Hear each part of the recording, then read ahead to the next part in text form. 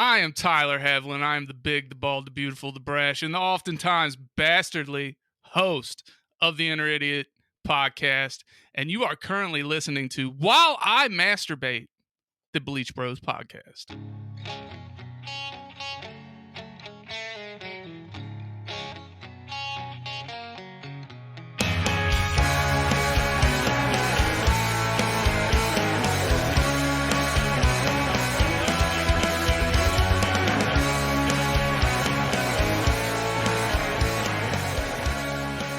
Welcome into the Bleach Brothers podcast. This is B-Word, and as usual, I'm here with my good buddy Jake, who looks like he is eating something because he has nothing better to do. I choked down all the meat just for you.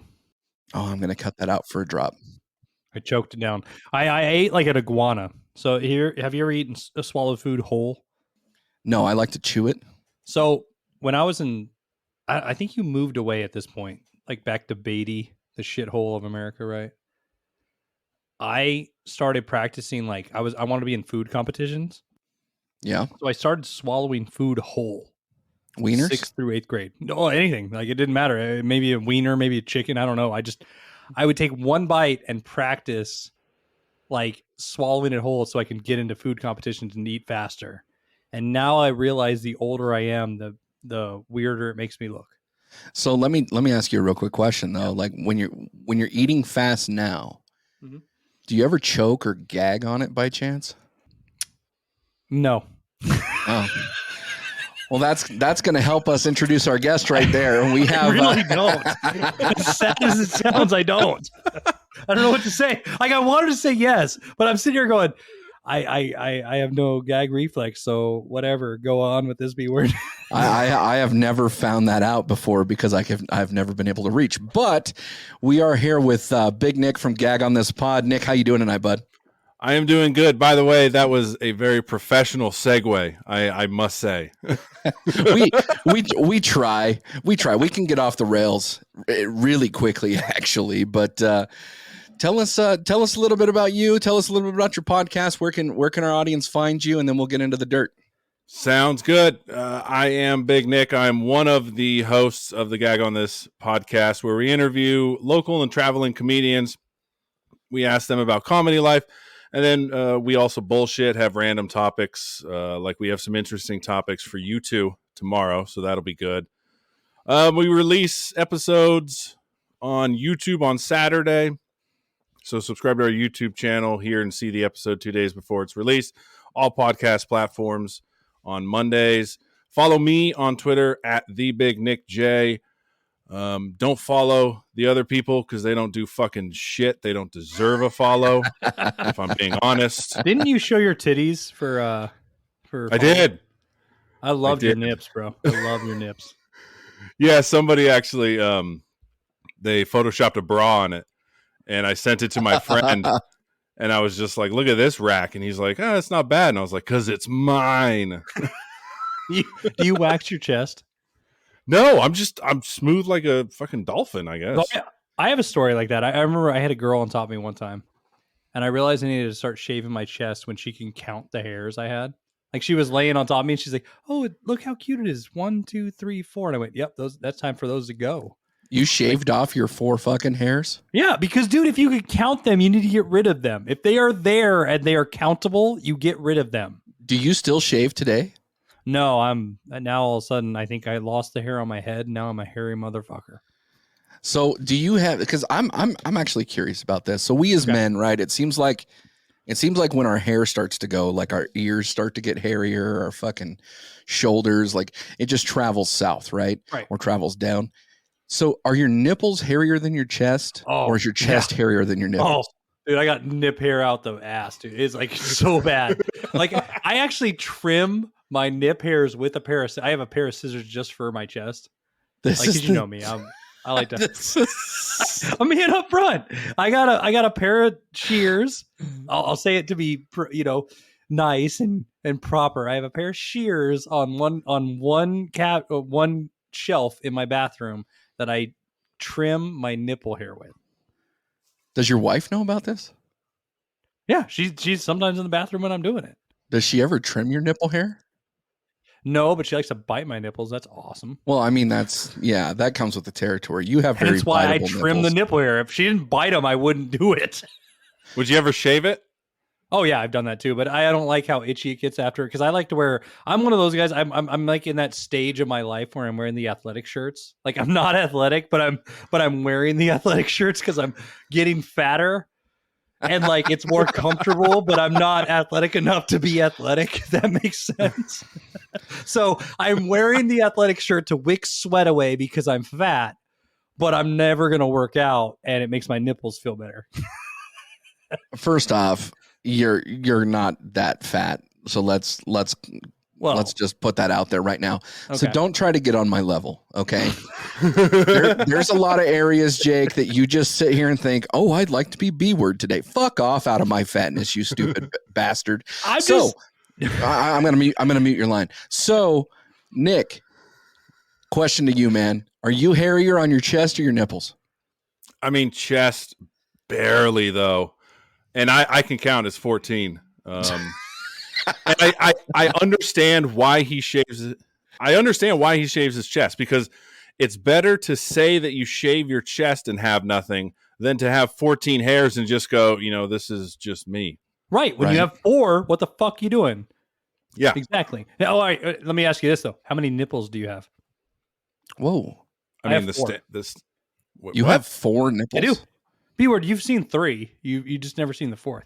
That's not a joke either. I really do. I'm not really. I'm racking my brain here, and I don't remember even Chandler seeing the on 3rd. Friends said he had the nubbin or whatever. Yeah, I got all 4. Wow. You have 4? Like, huh? You really have 4? I do. I really have 4. Actual nipples, like you could lactate out of all 4 of them. One. Yeah, one is there. The other one's sort of faint, but yeah, like a phantom nipple, I guess. Yeah, has it been diagnosed, or is it just a skin tag? Yeah, because no, there. And if you look at one, if you looked at it, you don't even need to be up close. It's not like you have to be like, holy shit. Like you'd be like, yeah, that's a fucking nipple. So I mean, does your wife suck all 3 of them, or like? No, I have a preference. Oh, you have her suck the weird one? No, I just have one that I like. I only like one. It's just I have one favorite nipple. Like children, right? You always have a favorite. I have one favorite nipple. I will not share one of the 4 that I have, but this is the first. This is the first day of my life that I can say we've compared children to nipples. That's amazing. Now, I got a question then. Yeah. Do they? I'm assuming 2 have areolas. Do the other 2 have areolas? One does. One gets hard. Really? The other one, like I said, it's a phantom. It's a faint nipple. Like you look at it, you go like, it's like it's a mole. You know what, yeah, you're like, I could see how it could be a nipple, and I could also see how it's not fucking anything. But the other one, you're like, yeah, this is a fucking tiny little fucking nipple. I kind of feel like I'm on Shallow Hal right now, and you're going to come out and say, "Oh, look at my fucking tail." Yeah, you look at it, you're like, oh wow, there it is. Like that's, and the worst part is that's the one with no hair around it. Like everything else, has hair, and then it's just that's why it's just out there because you're just like, oh, there's a bare spot. No, there's a fucking nipple. Wow. Yeah. Well, I don't mean to transition this here, but just in case somebody has a question, I just have it on my chest, not my nipples, so we can pass by that. I don't have any weird fucking nipple stories of my own, so I guess we can kind of move forward from that. But I am kind of affixed to your nipple. I'm not going to lie. I've known you, dude, for 30 years, and I did not know that you had one additional nipple, let alone 2. Yeah, they're all there. I'll show you next week. We see each other next week, right? Yeah, next Thursday. Yeah. First time in fucking 5 Maybe I'll years. shave my chest. Please don't. Please don't. I want you to be itchy. No, I'm gonna shave it in a weird way too. I'm gonna do it like where it looks like Steve Carell in 40-Year-Old Virgin. Como se llama? Missing. No, Kelly Clarkson. Fantastic. Well, you're not scared yet, Nick, are you? No, not at all. All right. Yeah, I have to be honest, man. I am the worst of the 2 of us. I don't get a chance to listen or watch as many podcasts as I would like to. However, I did spend some time listening to your guys' podcast, knowing that we were going to meet up in here. And my Lord, Jake and the Dingus on your guys' show, I think I laughed the whole fucking time. It was amazing. It was such a funny It's a funny show. I just love conversation like that. So hopefully we get into a little bit of that tonight. First of all, thank you. Second of all, I'm shocked because Danny D was fucking on one. She was so drunk and She sounded like it. She kept talking over me. Oh, it was annoying. Who edits your episodes? I do everything. I do literally everything. I book guests. I edit video. She comes on and she's just hammered and just saying nothing. Oh, you treated her like your 14 nipple hairs. You just left it alone. Oh no, I fucking lost it on her. If you watch the video, I'm just like, no, and then I just lean back and I'm like, I give up. I give the fuck up. It was funny because I'm about halfway through it and I wasn't watching video. I was just listening to the audio, and she sounded like she was getting progressively drunker. And I was like, this is hilarious, because I think I know everybody who's like that, right? Like, you have this friend who's a drunk, and because drunks go to bars, alcoholics go to meetings. I'm just going to put that out there. So you have this drunk friend of yours who is completely just going south quickly, and there's no way for you to stop that train from hitting the car. There's just nothing you can do about it. And dude, I laughed my fucking ass off. It was incredible. Oh no, I had to shoo her off. Like, I don't know if you could tell, but there was a while when I was just like, just go, just go have sex, just go. She and the craziest thing is, I don't know if you've listened to other episodes, but she'll come to us in the most random places. Like, she logged on for a podcast in the kitchen of a karaoke bar. Oh, fantastic. Yeah, and you just hear like fucking dishes clanging, some guys yelling corner, and I'm trying to record a podcast in the most professional fucking way, and I'm like, you knew that you had a podcast? And she's like, I knew. And then she was like, I'm singing Journey next, so get ready, fucking ready.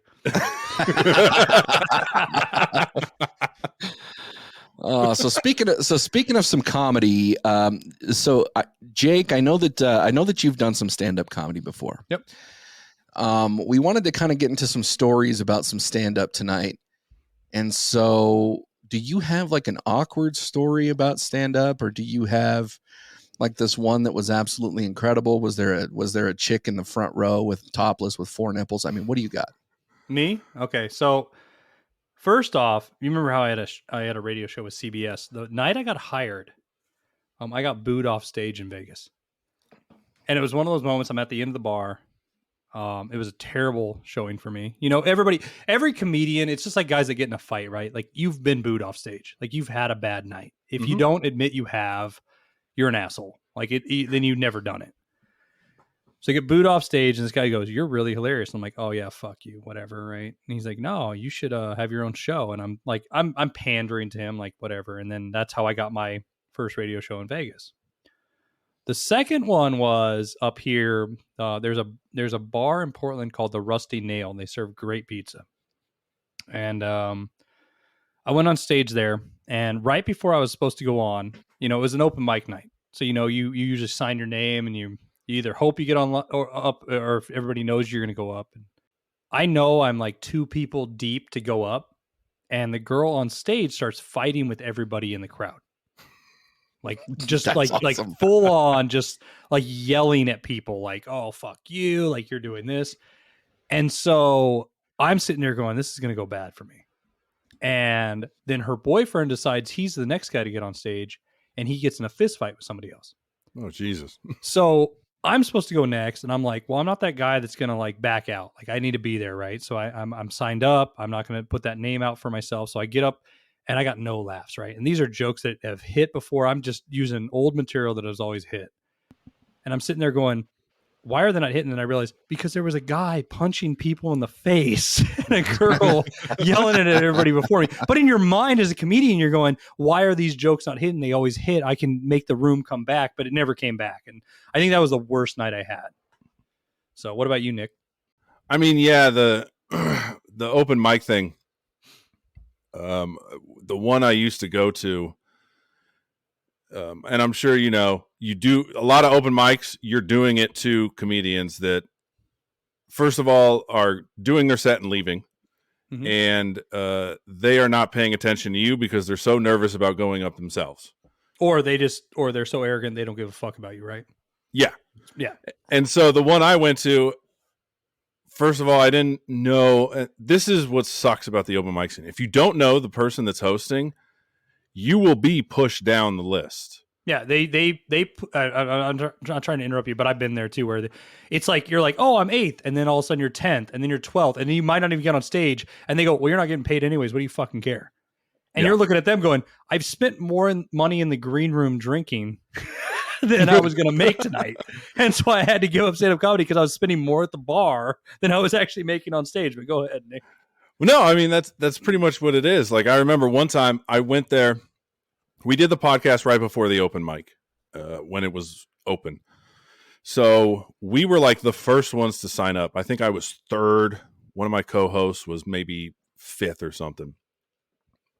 All of a sudden, two pretty big names in the Sacramento scene come in and they're like, hey, I got to work on my 5 and then head over here because I'm doing a show. So they get put on. So they leave. Then somebody else's friend comes in. They get put on. And by the time we went up, it started at 8 and it was 10:30 p.m. And mind you, we're like 3rd and 5th. Yeah. So we're fucking livid. I get up there and this is the same night as my worst night is I go up there and I love just garbage women, right? Just broken. Yeah. Don't we all? Oh yeah. Like, or nipples and hairy. You want daddy issues. You want baby daddy issues. You want a vagina that's made a little trail down the road. Like, oh yeah, absolutely. So I was doing this joke about how I was watching Gathering of the Juggalos. Whoop whoop. Yeah. Homies. So in this Gathering of the Juggalos, there is a Juggalette beauty contest. Yes, there is. And hell yeah to that girl. So I was talking about how all these women are, you shouldn't find them attractive, but goddamn they are because you could actively see the cuts on their legs that they just did. Like and one chick went up there, big broad, and she goes by the name of Thunder Thighs. Of course she does. And I was talking about how Thunder Thighs was really, really cute. And in the back, this chick just yells out, "You're a fucking liar." And I was just like, what? And she's like, "You heard me." And I was like, all right, I guess my set's done. Because I just fucking freaked out. I've never been called a liar on stage. Right? You what do you do at that point, right? Yeah, because I can't progress from there, especially because I still had part of the joke to go, and I was like, I'm done. One of the weird ones for me was I remember I was in a club in Portland. I think it was a Lantern or some room like that. The 2 a.m. show, and I went to take a shit in their bathroom because I just really had to, and I realized they had John Wayne toilet paper. I don't know if you know what that is. No. So John Wayne toilet paper is rough, tough, and doesn't take the shit off anybody. And I get on stage, and I think this is going to be a great joke, right? So I get on stage, and I'm like, talking. I'm like, oh, yeah, I just took a shit in the bathroom, and I'm not a guy that does, dick and shit jokes, but I'm going to tell one. And I start doing it. And the host was this giant black lady. And what I mean by that, she's like 6'4", like a big fucking mamma jamma of a woman that I'm scared of. And she stands up and goes, "You don't make fun of the fucking club you're in." And I just go, I thought it was funny. She goes, "You don't make fun of the club." And I literally like froze and got off stage, and I never played there again because it was one of those moments like, you fucked with my set. I thought it was a funny, quick joke. Like, hey, their bathroom sucks. They got John Wayne toilet paper. And she ripped me another one saying, "You don't rip the club." And I know there's like unwritten rules, but like, do you feel there are unwritten rules that are unfair for stand-up comedians sometimes? Yeah, like that. Don't make fun of the club. Well, if the club has something to make fun of, then like the club we used to do comedy in, people would write their names on the bathroom wall, like I did a set here, and it's like, why would you sign your name in the shitter if you did a set? Like, sign it somewhere else. I don't get this wall of only men have seen Big Nick's name. Women will never see Big Nick's name anywhere, is what is proven here. No, but comedy's weird, and I don't know if you've experienced it, but like it's one of the things I found was it was cliquey as shit. It is. It's cliquey. I think region by region there are things about it. I do want to ask you this: how was your first night going on stage? Because I'll tell you mine after, but I want to hear yours first. Like the night that you were going to go on stage first, how did it go for you? Did you get up on stage? All about it. So I did what most comedians tell you not to do is I took a comedy class. Mm-hmm. And I'm here to tell you, having taken one, don't do it. It's a waste of money. Because all we did is literally sat in a circle. We wrote down what set we wanted to do. And then we just went around and each person tagged everyone's set. And you paid somebody too much money for that. Yeah. So I will say this. I paid $150 for 2 days for some guy to tell me how to put the mic in and take it out and then wait for the host to come up. That's what I learned from that. Were you sure it wasn't a gay porn seminar? You know, I didn't get naked. So okay. All right. I don't know about anybody else, but I didn't. But I was lucky because I went up in a very conducive. It was a showcase, and the host went up there and was like, "Look, it's these people's first time coming up. You know, let's be supportive. Let's give them a big round of applause." And they were really good. I had to go bullet, which sucked. Okay. I had to go first, and that was. I mean, the set went good, but I was traumatized. I was so nervous. Right. Especially because this one lady was giving me the evil eye the whole time because my set was not very, wasn't very PC. Okay. But yeah, that was my first time going up. I never made the stage, so I'll give you that. And my mama was in the crowd. My old co-host Travesty was in the crowd. We drove to a club in Vegas, and I'll tell people this: Vegas is the worst place to start out, and everybody thinks it's great, but there's two tiers for Vegas comedians. There's the shithole bottom, right? And then there's the echelon. Because, I mean, when you drive in Vegas, right, you see billboards of everybody who's famous that are playing there. And then everybody else just is the bottom of the barrel. Like, there's no in between there. So we go to the club, and the host is over there talking to me. He's like, yeah, it's going to be positive. Get up there and do it. And my mama's sitting in the crowd. My best friend's sitting in the crowd. And we had a radio show together at the time. And I walked out. I just left. I just walked out of the whole bar, and I'm sitting in the car. My mom was like, "What are you doing?" I'm like, "I can't do it." She's like, "Everybody's been waiting in there for like 10 minutes." I'm like, "Well, they didn't hire anybody else to go on stage. What the hell's wrong with this club?" And that was my first time. The second time I talked about fucking a watermelon. So I think I hit both ends of the spectrum. But it is crazy. Now I do want to ask you this, and I'll ask B-Word, as well. Who are your top 5 comedians of all time? All right. I know probably going to get shit for it, but Dave Chappelle, 90s Dave Chappelle, not Dave Chappelle, now Dave Chappelle. Because frankly, it's a monologue. It's not comedy, what he does now. It's just him talking for a while and how he feels, right? Yeah. Maybe 2 laughs people get. But if I had to pick one, and it's alive or dead, correct? Yes. Okay. Number 1, Patrice O'Neal, hands down. Oh, Patrice is funny. Yeah. Yeah, I love Patrice. Number 2, I got to go Louis C.K. Okay. Number 3, I got to go Big J. Okerson. Number 4, it's a British guy, Joe Wilkinson. Okay. And then also another British guy. Number 5 is Jimmy Carr. Who you got, Jake? Number 1, Anthony Jeselnik for me all time. I love the dark fuck you humor, thoughts and prayers when he did that whole monologue and then came out and pretty much just shat on everybody. I thought that was amazing. Number 2 is Bill Burr. I like how he doesn't care. Like, just like he's one of those comedians I can watch like any interview with him, whether he's doing stand up or not. Like when he's on the news and he just shits on them as well, and just he reminds me of how I live my life. Like it's just realistic. Like it's realistic comedy. It's just like this is how I feel. I'm gonna say it. I don't care. You can be pissed off at me later. I might apologize. I might not. That's there. Louis C.K. is number 3. Especially being a father. That realistic comedy that I can relate to, where he breaks down little thoughts that I have every day. Like I'm trying to take a crap by myself. I have a child dancing outside the door and she's there and I have to tell her she's a pretty, pretty princess while I'm going, pretty, pretty princess. You know what I mean? It's like moments like that.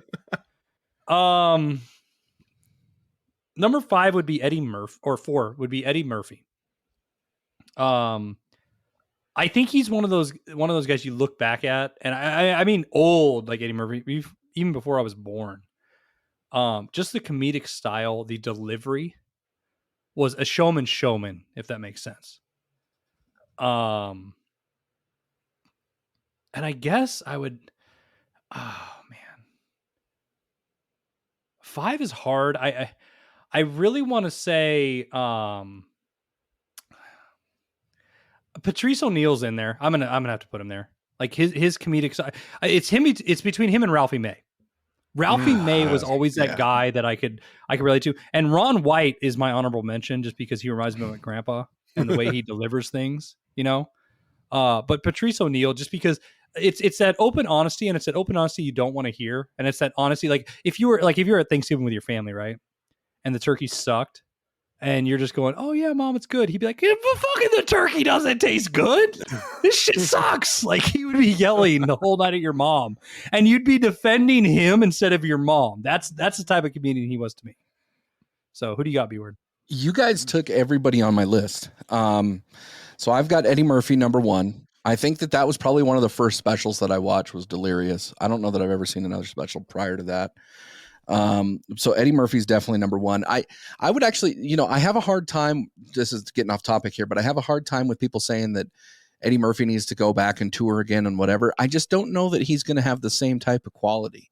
So, that's kind of hard to go there, but kind of like how you were talking about Dave Chappelle. Dave Chappelle has, you can call it, he matured in his comedy in a sense, but his comedy is much different than what it used to be. And I kind of feel like Eddie Murphy would be that as well. So I kind of hope he doesn't do it, but anyway, let me get back to the list.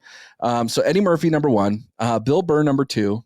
I think Bill Burr's hilarious. I think his sarcasm and his ability to just say how things are is phenomenal. Ralphie May is number 3. I probably like Ralphie May a little bit more than most people just because I'm fat too. And let's be honest. I'll get to I'll tell you an honorable mention before I continue my list. I also really like Gabriel Iglesias. Gabriel Iglesias was one of the first comedians I actually met. I met him down in Las Vegas. He was doing a set with Martine and Felipe. And I used to do business with the guy at the Four Queens when they had their comedy store there. And I was actually sitting next to Felipe and didn't even know it. And we were sitting there bullshitting and we had just such a great time watching Gabriel. So again, honorable mention. Dave Chappelle's on my list. I'm with you, Nick. I think Dave Chappelle in the 90s so much funnier than he is today. Yes. I love brash comedy. I think that we're in an apologetic society right now. And I just don't like that. I like the offensive, dirty comedy. And Dave Chappelle was great about that years ago. And then my final one is Ron White. And the reason why it's Ron White and not others is because I feel like his material, while it's all the same, it all has the same context, it all has the same outcomes, it all has similar punchlines, it still evolves. He's not talking about the exact same dick joke he was talking about 10, 15 years ago. He's created a new dick joke to talk about, or a new joke on being drunk to talk about. So I appreciate him a lot.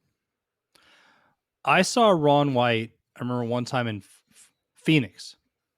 And one of my favorite moments of the show, like, and I'll equate to this, like, I love when comedians interact with the crowd, and not just like the basic interaction, like, oh, what's your name? Oh, it's John 316, those stupid jokes.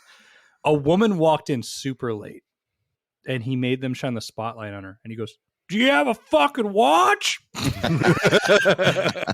And then she tried to leave. He goes, just like you to fucking leave. And he went off on her for 10 minutes. And that was the best part of the set. And that's the type of comedy I like. Just that realism. Like, is it Jim Jeffries, right? The Australian guy? Yeah.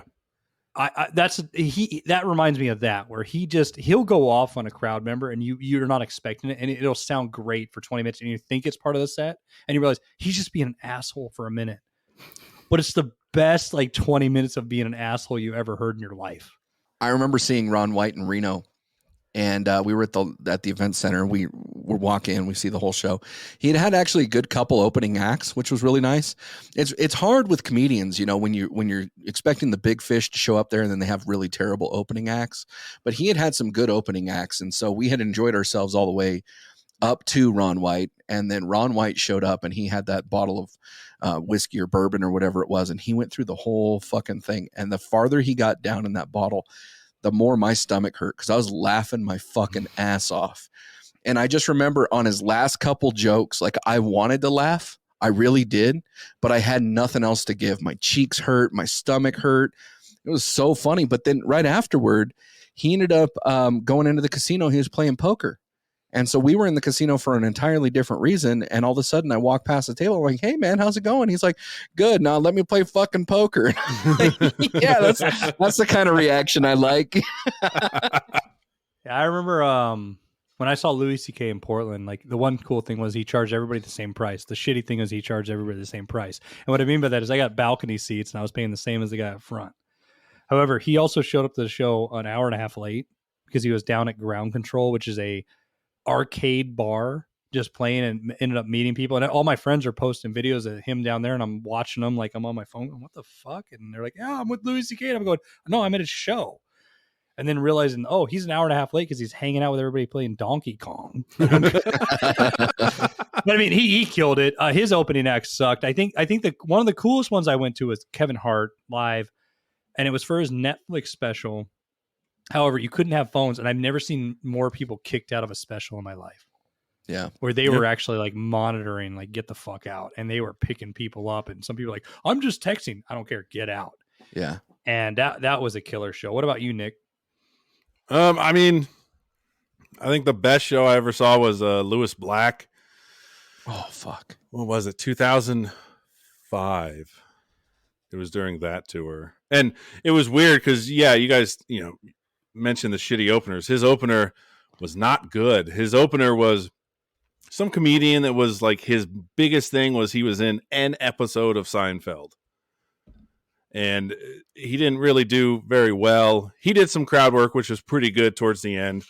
And then, yeah, Lewis Black came up. And one thing I like is when you meet these comedians, at least for me, like I didn't anticipate him to be so down to earth as he was, up. Like he even said, like he said it on stage. He's like, look, the best part of this is actually meeting you guys. Like you may not believe it, but we're going to be down here. So come see us, come say hi. We would love to meet you. And they did. He shook everybody's hand, took pictures. He was just like the sweetest guy ever, which is complete 180 from his act, of course.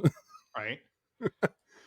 Yeah, there's a flip side to that too, because you do find that established comedians tend to have that arrogance to them sometimes. And so there are comedians that are out there who they like the crowd because the crowd bought a ticket, but they don't like the crowd afterward. And I kind of feel like who they are through their set because their set feels forced. And I think the best type of comedy is when it's natural and it's smooth. And so you're actually having a conversation with the crowd, even though the crowd's necessarily not responding in the form of verbal answers. They might be responding with applause or laughs or whatever it is, or even shock value. But I think that when you have that arrogant comedian, like it just does not land well on the audience. Would you guys agree with that? Yeah, I would. The worst one I saw was Amy Schumer. And this was, I think, at the peak of her, I'm funny, so everybody should be laughing. But it was, my wife actually bought it because I told her I'm not a leg man, but Amy Schumer's got some damn good legs. So she ended up buying me a ticket. And what's weird is her set sucked. She didn't have an opener. What she had was a closer. She had somebody do 15 minutes after her that brought the fucking house down. Yeah. Like, she was great. Yeah, but there is something with comedy, right? Eventually you get to a point where you can say any word and it's funny. Like, because they're expecting, like Dane Cook said it best, like, I don't need to deliver good jokes. I need to deliver how I deliver.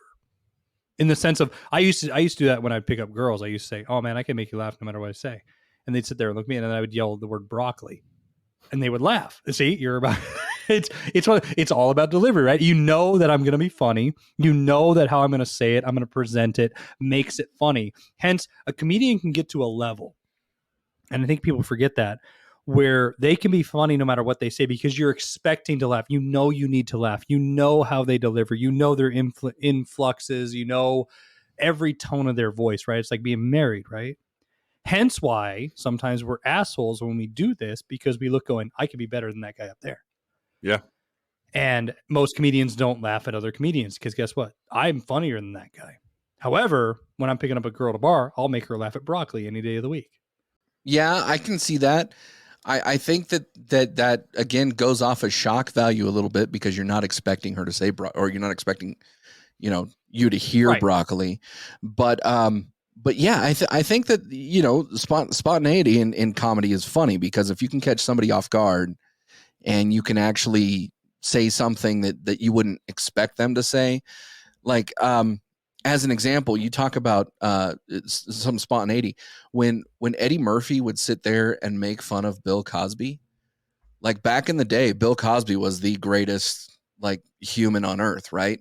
How times have changed in the last 40 years. But regardless, Eddie Murphy would sit there and make fun of him, and like people would be like, oh, what is he doing? You know what I mean? Or Dave Chappelle, the shock value there, because you kind of felt like once you crossed that line, like nobody had crossed that line before. And so once it was crossed, it was like, oh, what do we expect next? And it was, it's a great thing from the crowd. But that kind of brings me to this too. So we talked about favorite comedians. Nick, I'm going to throw this to you. What are some of your favorite comedy specials? So hands down, bar none, the best comedy special I ever saw was Rowan Atkinson. Do you guys know Rowan Atkinson? Yep. Yeah. He went, I think this was right after Blackadder and Mr. Bean was just taking off. He did a comedy special. It was like 1989 or something. And I saw it when I was a little bit older, but just hilarious, funny, best special I've ever seen. And then recently I saw one, Greg Davies was a good special. And then Anthony Jeselnik, I saw one where he was doing it in Frisco. I forgot what one that was, but that one was good. Where he talked about getting fired for Shark Party. That one was that? Sorry, was go that, ahead, Beaver. Was that? I don't know how to pronounce it. Caligula? That's Caligula. Yeah. Yeah, that one was great. Yeah. That's definitely one on the top of my list too. That one's freaking hilarious, actually. Yeah. Jake, what are some of your favorite specials? Number 3 is Jim Jeffries' Bear. Love that one. Number 2 is Bill Burr, Paper Tiger. Which one is that? Oh, Paper Tiger. If you haven't watched it, go watch it tonight. It's on Netflix. Trust me, you will laugh your balls off, your ass off, anything off that you have. I love Bill Burr's Paper Tiger. And number 1 would be actually Anthony Jeselnik's Thoughts and Prayers. I love Caligula. I just thought the delivery of Thoughts and Prayers, and it because there's a difference of like when a comedian does a special, right? And there's jokes that hit in segments, and there's a difference when a comedian does a special where the whole special is the joke and the punchline is the end of the whole special. And that's why I feel like Anthony Jeselnik's Thoughts and Prayers is better than Caligula, because once he gets through everything, that last punchline is, oh, Thoughts and Prayers are with you. And it just fucks with everybody at it. That's why I think it's the best. So those would be my top 3. I think top 3 for me is a little different. one of the very first comedy specials I think I've ever watched. Obviously, we talked about Delirious. That's arguable on the top of my list here. But An Evening with Robin Williams. That's a great one. That one, freaking dude! I laughed and laughed and laughed. And to be honest with you, I didn't understand a lot of the humor in it. And then I watched it later in life, and I think I laughed harder than I did the first time. Is that the one where he's in suspenders, like real young? Yeah, that one was great. It's like 84 or something. It came out. It's freaking hilarious, dude. Just coked off his ass. Yeah. With his hairy ass arms. Yeah. Oh my god, dude, those arms look like Chewbacca's. He's just rocking them, dude. They're crazy. Like he could be in a porn, like a Star Wars style porn, and it's just masturbation, dude. It's just gonna be like Chewie eats an Ewok. Oh my god! Seriously, man. Like, you put sound effects of that shit, it'd be great. So that one's definitely. These are hard to rank, so I don't want to go 1, 2, 3 on these, but that one's good. This one probably means more to me than most people, and this is Gabriel Iglesias, Hot and Fluffy. Yeah, I knew who Gabriel Iglesias was. Obviously, I met him before this special, but it was not something that he really hadn't had that rise to fame yet. Like when I met him initially, so quite candidly, I forgot about him. Like he was just somebody who, like, yeah, I knew he was funny. Like he was on some TV shows and whatever, but when he came out with Hot and Fluffy and he did all the little voices and stuff, I had either just gotten divorced or I was getting divorced. I don't really remember time frame there, but it was one of those things where this was one of the first comedies that I had been able to watch outside of such a piss poor relationship status that I fucking laughed my ass off. Every joke he had landed with me. So I really liked that one. I think the other one that I got to bring up is Chris Rock, Bringing the Pain. I thought Chris Rock is an incredible stand-up comedian. Let's be honest. Definitely, yeah. And this was one that was really, really good. Chris Rock at the time was basically known for SNL, and he was the Eddie Murphy replacement and whatever. And I think this is really where he got his footprint, where he was able to say, this is my style of comedy, and this is what I choose to prefer. And it was really funny. I thought it was a really, really good time. So those would probably be my top 3. So Jake, you have a story about getting tested and STD tested. Yeah. And so like the only story about getting tested that I have actually doesn't even involve a test. It has to do with LimeWire and the fact that I downloaded I'm in Love with a Stripper and I ended up with 10 viruses. And so literally my Dell computer got an STD from downloading I'm in Love with a Stripper, but I imagine yours is somewhat different. Am I correct? Yeah. So I'm sure you guys have at least once in your life been tested for an STD as a dude. Yeah. Okay. And it's not a comfortable experience. My understanding is now they do a little blood test, but back in the day they used to do the swab. It was the COVID. It was the COVID of the penis. Yeah. They would ram a COVID Q-tip down there. They'd spin it 3 times, make you do the hokey pokey, and they would. And you didn't want to piss for a week. Hence why I think dudes are into pegging now. But I got tested. I think it was 58 times in 1 year. Jesus. I was having a lot of fun. Whoa! 58? There's 52 weeks in a year. There were certain weeks I needed to really check up on myself. Oh, shit, dude. As I said, I was single and having fun. This whole way. All right. So there's a few caveats to this story I'll mention. I was dating I dated one porn star that year, and that's a true story. So there were tests due to her job, but there was another reason that I was hooking up with a lot of burners. Like when you just you're out and you're like, I'm gonna do this, and it doesn't matter what you wrapped on it, you got to get the test. Yeah. And like the cloth mask doesn't fix it. Like neither did the condom. So you're just using burn ointment for lubrication. But I got to the point where it didn't bother me. It really didn't. Like I went in, and they were used to me at the clinic I would go to, and they would swab me, and they're like, "There's no pain." And I'm like, "Yeah." At some point, like it's just you're numb to it, right?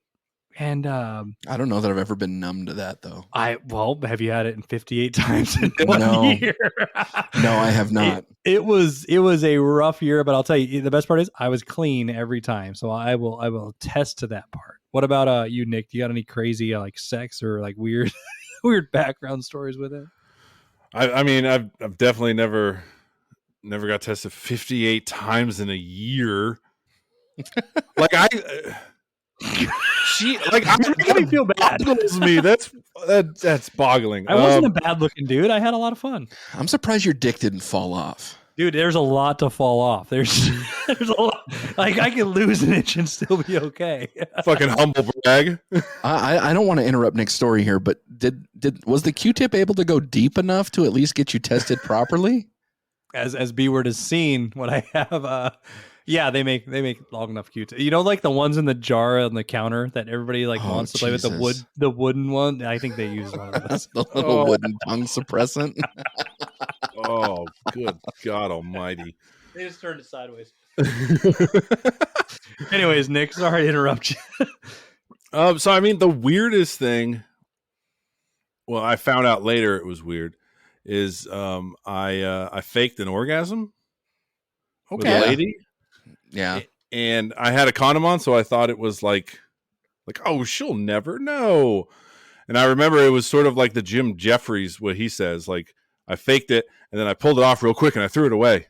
So she couldn't see, like, if anything, like, oh, don't come near, there's too much cum.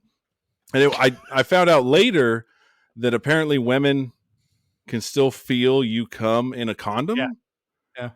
I didn't know that. So I did the typical, like, but I didn't come. Isn't that bad to say? Like you're like, we all want sex all the time, but there are times where we're just like, I'm just gonna act like I finished to get this over with. Well, yes, especially when you're drinking, you're like, you know what, I'm losing it. I know I'm losing it, so I don't want her to feel bad. So let me just shut her, rip it off, call it a day. Yeah. Okay. That's crazy. Am I the only one on here that? No, I've done that. No. I did it more embarrassing. One time I spit on her back, and I realized afterwards I spit in my hand just to see it. I was like, "Oh, that's cold. Cum is hot." That was my scientific experiment for the day. I'm not lying either. The worst part is I went in the bathroom, spit in my hand, going, "This is not going well." That's so funny. That's so funny. No, I think it's probably more common that men fake it than we actually want to admit it. You know, like we're about getting it. Like we're hunters, right? We're not gatherers. So we're hunters. So we want to go and we want to get it. But let me tell you, man, if I'm in a fist fight with a bear, I'm going to tire out at some point. So, like, yeah, I can say, hey, I was in a fist fight with a bear, but did I win? I don't know. I just didn't want to fucking fight anymore. Like, that's kind of my thing. Not to make a woman's pussy a bear, but bear trap. Yeah. But so we as guys though, we'll do some weird shit for pussy, right? Yeah. Oh, God, So there's so I heard the Dads on Dayquil podcast today. Okay, now I don't know if you guys have finished it yet or listened to it. I did. Grandma closet, mothballs, pussy. Yeah. But it made me think, like, where's the weirdest place that you've had sex or whatever? And one of the things that I thought about was, when I was a teenager, remember Jake, the Harvest Festival? Yeah. Yeah. It was an outhouse at the Harvest Festival. It was, you fucked in an outhouse? Dude, it was the weirdest fucking thing. Gross. And I was thinking about it tonight on the way home. I was like, wow, that's really fucked. But when I was 16 years old, dude, 17 years old, whatever I was, like, that's where I had a chance to get it. So that's where I took it. But yeah, no, women will make you do things to get it, right? Like, you got to massage their back, or you got to. You fucked in an outhouse.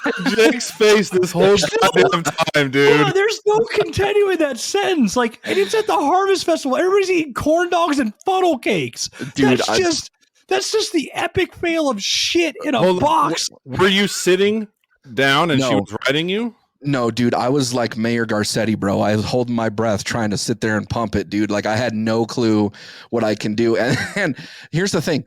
I didn't finish. And I didn't finish for a couple reasons. Fake it? Yo, fuck yeah, I did.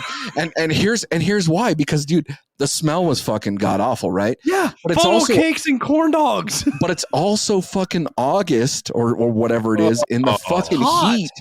And so yeah, it was fucking terrible, dude. It was just dude, you swamp dicked a swamp donkey like area. That's fucking gross. It was one of those things where like, yeah, I'm definitely not proud of that.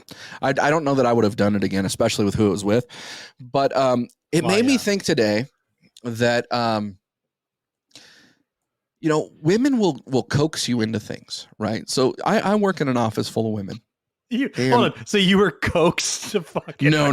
I think I probably did the coaxing. Okay. Not necessarily the location. Nipples were tingling. Yeah, exactly. But no, women will make you do things to earn it, right? So, like for me, there's been a couple movie series that I've been bribed into watching. Okay, like Twilight as an example. Like I had to watch Twilight in order to get some because she was watching Twilight and didn't want to be interrupted. Well, the other one, and mind you, I've never seen Harry Potter like ever. Like I've seen the intro to the first one, and there's no way that I would watch the whole thing again, right? But I was coaxed into watching Harry Potter once. And so we got probably 5 minutes into the beginning before we started, getting it on. And so I went, we went from the living room to the bedroom. And so we ended up in the bedroom, and dude, I'm getting it. I am getting it. I am holding on to the headboard, and I am getting it as fast as I can get it, right? And this girl has a cat. Okay, now Angela, if you're listening to this and I get anything wrong, you will have to just like comment on our socials just to let us know. But I'm getting it, right? And I'm drunk. I think she was drunk. I don't remember. And so I just know that I'm getting it, dude. Like I'm probably the deepest I'm ever going to get. I have a solid 3 deep, right? And so I'm getting it. Well, I'm also a big guy, and her bed was a cheap bed. And so in the middle of getting it, her bed fucking falls apart, dude. Hashtag IKEA. Yeah. So what happened is like I'm in the middle of it, right? So we got to finish on this diagonal bed that's like facing the ground because it's all in pieces and whatever. So anyway, we finish up, and I ended up, asking her if she wanted me to help her with the bed. She's like, no, it's fine. I'll get it. I'm like, okay, all right, cool. See you later. And she's like, don't let the cat out. I'm like, okay, fine. So I don't let the cat out, right? The next morning, I end up getting a call from her. And she's like, have you seen my cat? And I'm like, no. She's like, did you let my cat out? No, I don't think so. And she's like, I can't find my cat. And at this point, she's crying, right? And I'm like, oh, man, I fucking let the cat out. I can't believe I let the fucking cat out. Like, this is terrible, right? So I end up going back, and I open the door, and she's fucking bawling. She's looking for this cat everywhere. And I'm like, fuck, I let the cat out. This is my penance, right? Like, I broke her bed. I let the cat out. I'm never going to get killed her cat, and then you never going to get this again. Well, so then I find out that her cat actually sleeps underneath her bed. You fucking fluffy fuck. You fluffy fuck killed it. So now I'm like, fuck, we got to move the bed, right? And so I'm like, hey, help me lift the bed. And so we lift up the mattress, and like I lift up the box spring, and at that point her headboard claps down, and I didn't get to see what's underneath, So I'm like, oh my God, there's a dead cat carcass in there. And now it's like been smashed by the headboard. And so we tear it all apart. There's no fucking cat. Right. And I'm like, oh my God, I let the fucking cat out. Like now I'm a piece of shit. Right. So I'm like, well, your cat had to have gone somewhere. No, my cat's not anywhere. And she's fucking pissed. I'm like, oh my God, this is terrible. So I end up leaving. Well, it turns out her cat, after the bed collapsed in the manner that it did. Yeah, her cat got fucking scared shitless and ran from under the bed into the living room and up underneath the couch and was hiding in the back of the couch behind the padding. And it wasn't until like hours later after I left that the cat was there. So needless to say, when I was trying to get pussy, I ended up killing the cat, but I didn't kill the cat. I ended up killing the pussy, but ultimately I broke a bed. That's awesome. Yeah. So definitely a memorable time. Yeah, I don't know, man. Women make you do weird stuff. Like if I'm confident to this day, if I would have never watched Harry Potter that night, I wouldn't have broke the bed. I think that's the cause. I I don't know.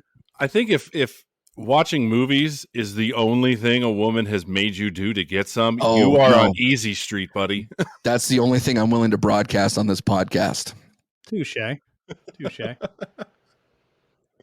Well, with that, man, Nick, it's been fun having you on.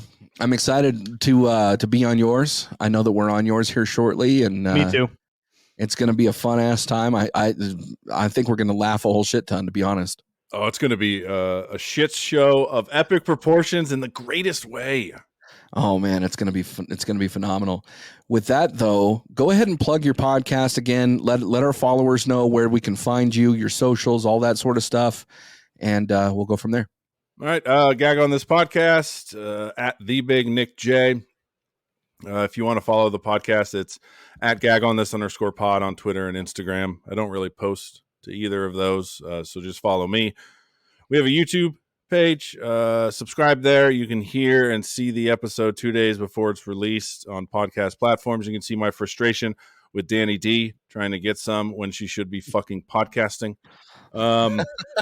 We release on all podcast platforms. If we're not on one you use, just let me know. Hit me up again at the Big Nick J on Twitter. Perfect. And with that, Jake, what do you got for us? Thanks for all the dirty talk. Come back and get sanitized.